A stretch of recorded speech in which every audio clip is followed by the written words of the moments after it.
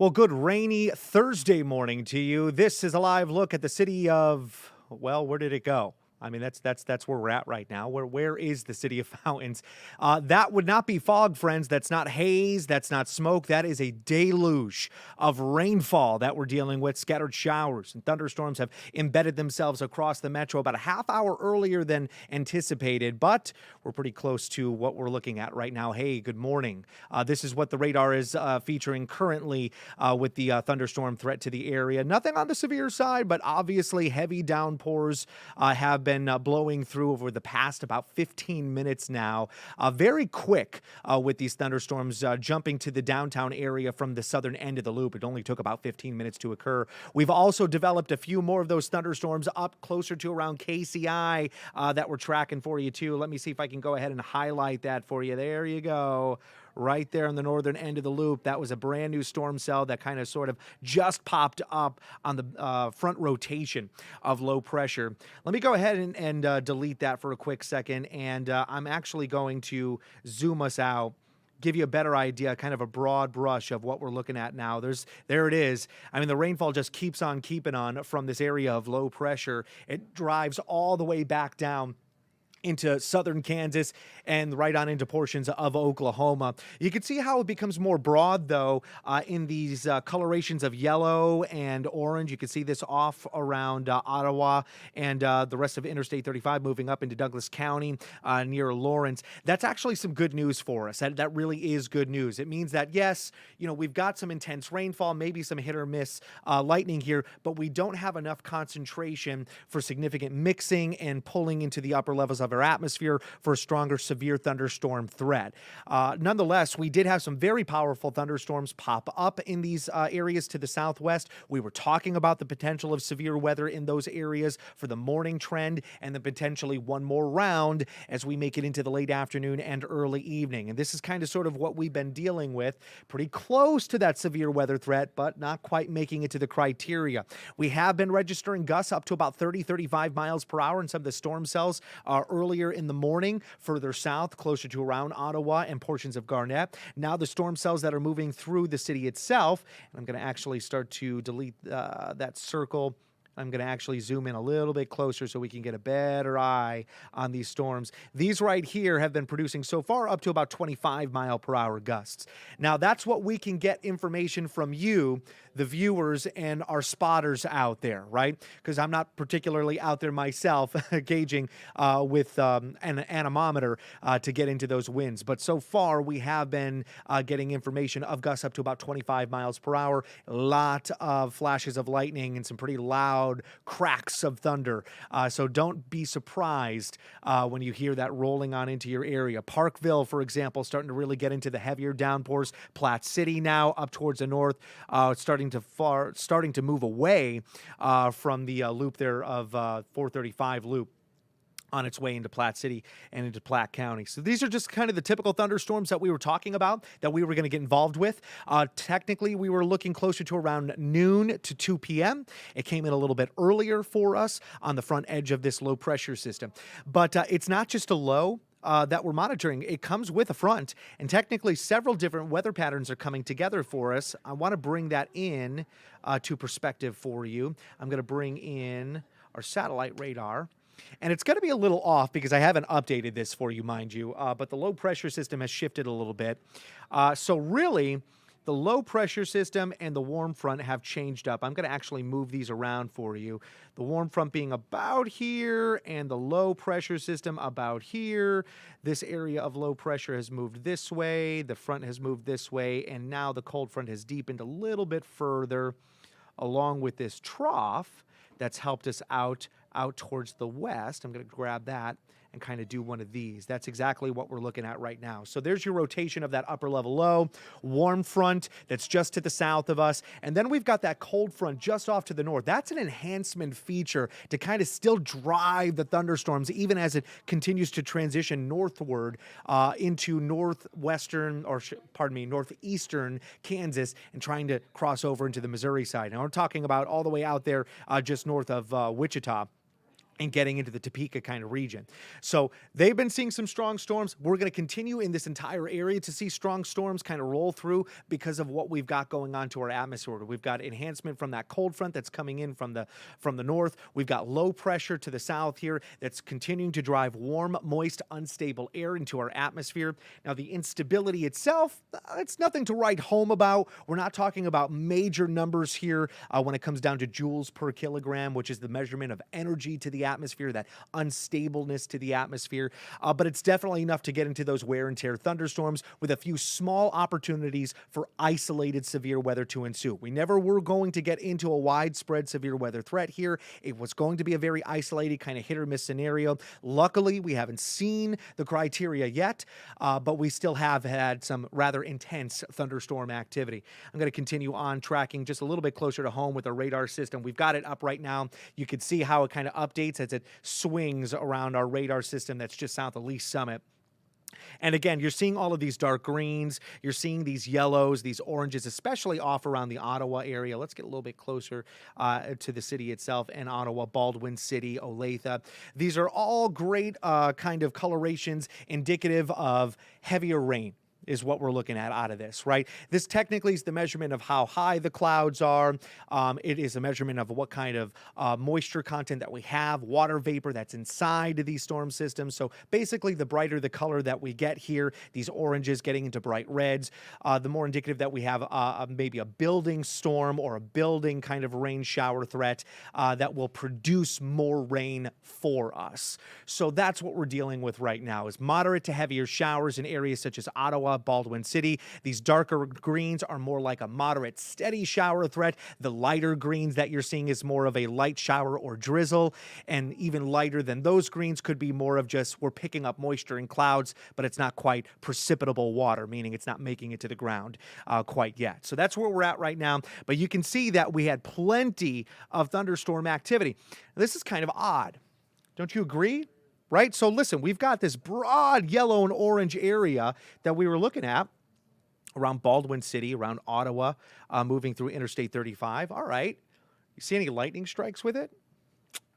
Not so much here. Maybe in the next 5 minutes we'll get some, but all right. Okay, so let's delete that circle, right? Let's get a little bit closer to the metro.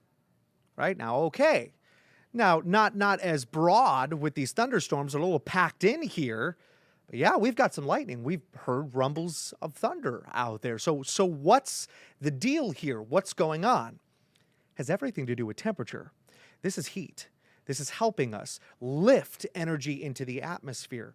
It's basically using the city and what we call the urban heat island effect, because what we do is we actually radiate heat more often than other areas around us because there's more population here, there's more concrete here that can soak in energy from the day before and then release it through the following day. So we tend to be warmer in metropolitan areas compared to somebody that's out there around Leavenworth or perhaps around Easton or perhaps around the Lawrence area. So because of that, we then have this warm air that lifts this energy and moisture into the atmosphere, allows it to aggressively mix, and you get more active thunderstorms at times.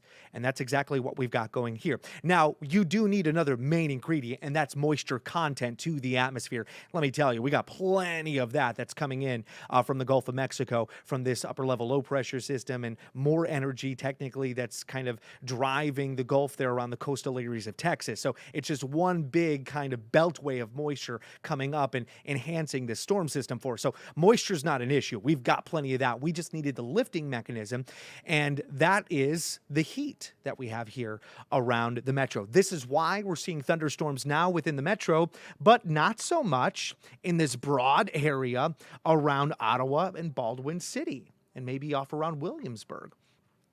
Now, there's still plenty of rainfall in these locations. It's definitely dumping in these locations, but not necessarily charged enough to get a discharge of the atmosphere, which would be those lightning strikes, those rumbles of thunder and the flashes of lightning. Nonetheless, though, we want to take this seriously, right? We want to be careful on the roadways. If you're off around maybe the Parkville area, let's get closer here, right? Weatherby Lake kind of area, just on your kind of cross of Interstate 29 and what is that, 152? I think that's what that is, the highway there. It's just best to let this storm system pass rather than trying to drive through it. And the reason why I say that as well, you're probably dealing with breezy conditions and heavy torrential rain. Low visibility. There's probably standing water on these highways because the rain is coming down way too fast. It is just not a safe area to be doing any kind of commuting at this time, right? So holding off on that, maybe hanging out at a grocery store, hanging out at your apartment, your house, if you live in these areas, it's just going to be a good idea. The potential to lose power, yeah, it's out there. It's out there. I'm not going to say it's a given. It's definitely not. These are your traditional kind of wear and tear thunderstorms. We're not seeing winds of 50, 60 miles per hour here. So I don't think we're going to see a whole lot of branches or trees go down on power lines. But maybe one of these lightning strikes hits the right place. There could be an area that could lose power. Maybe we do get a maybe 35 or 40 mile per hour gust, and it could be enough for a branch to hit a power line. So that's something that we have to take into consideration. We haven't picked up any hail in these thunderstorms quite yet, but again, we definitely rely on our viewers. We rely on our weather spotters and the National Weather Service to help us out with boots on the ground to give us kind of confirmation of that.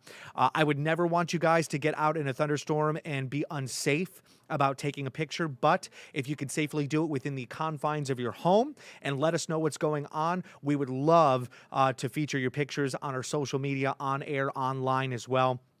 And you know what to do. You definitely want to head over to our website, kctv5.com, and check out where you can dump those photos for us. There's a little bit of information that you have to fill out. It allows us to use that photo and then, of course, introduce you and your photo and what's been going on in your neighborhood. And we'd love to be able to highlight you guys because, you know, we love you. You're our community. We're a part of it, and we want to make sure that other people stay safe.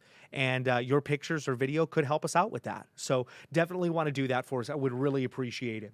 All right, let's go ahead and move on over to the other side of the city, right? North Kansas City. Let's get closer to around Birmingham and the other side of 435 where what basically is Worlds of Fun kind of area, right?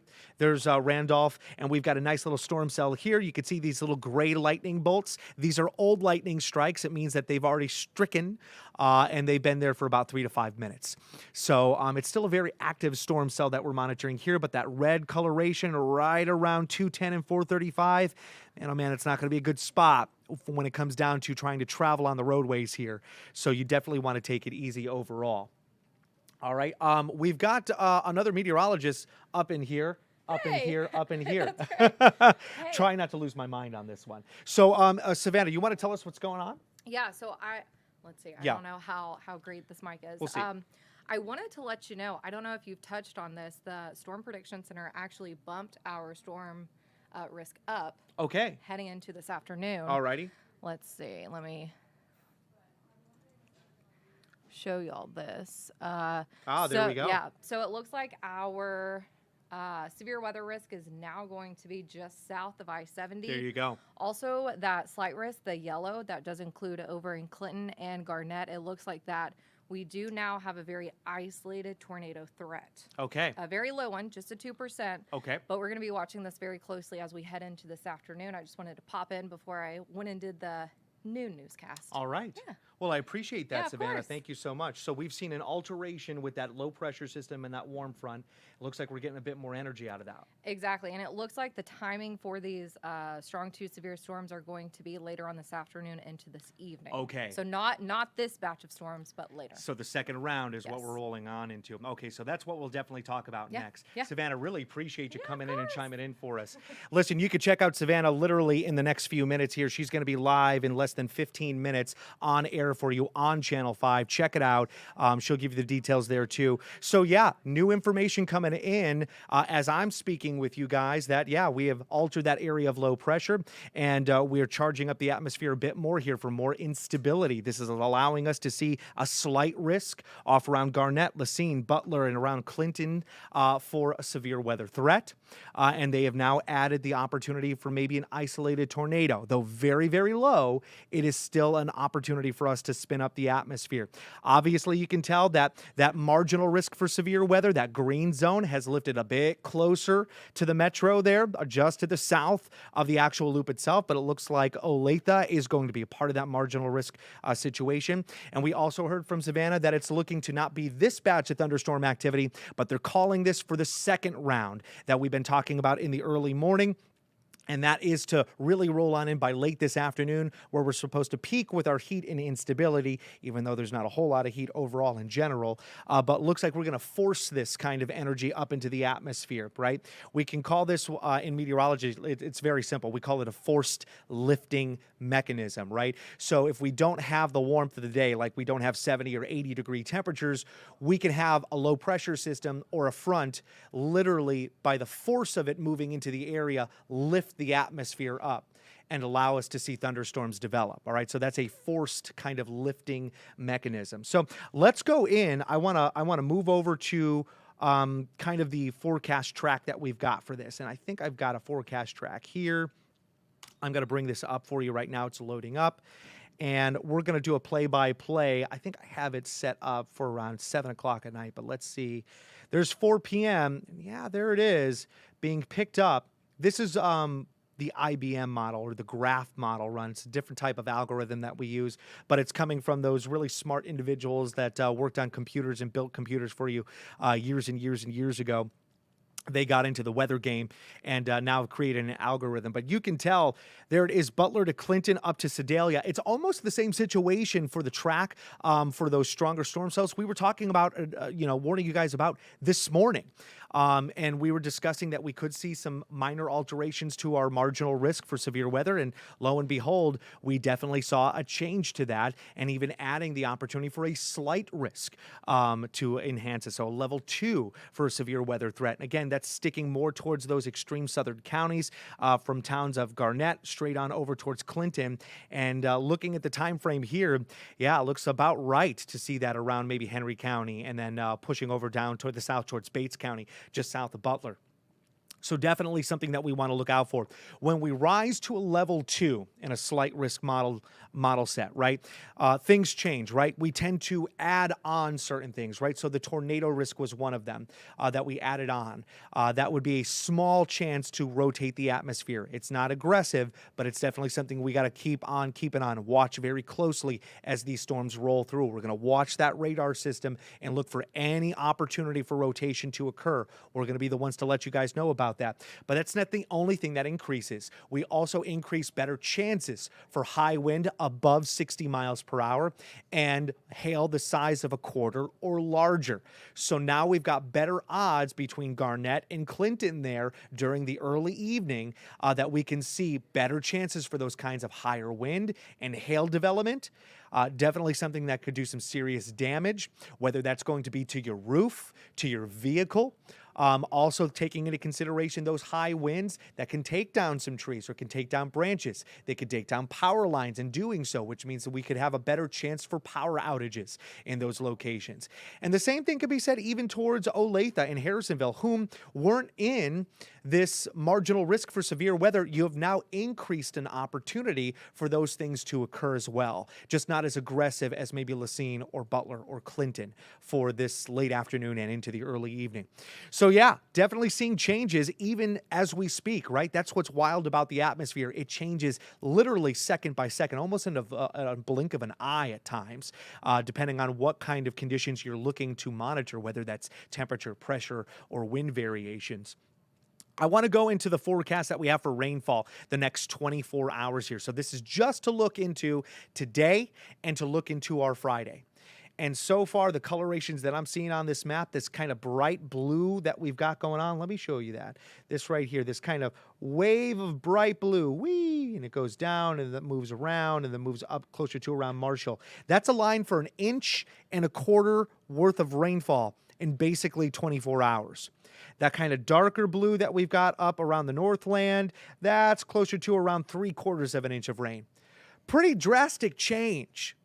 Just to have that in your head, right? That's a drastic change within, 10 miles we're talking about going from 1.25 inches in local areas to 3/4 of an inch of rain in local areas, both of which can still do some serious damage, in your neighborhoods, getting into minor flooding or pooling or ponding on those roadways and even onto the interstates.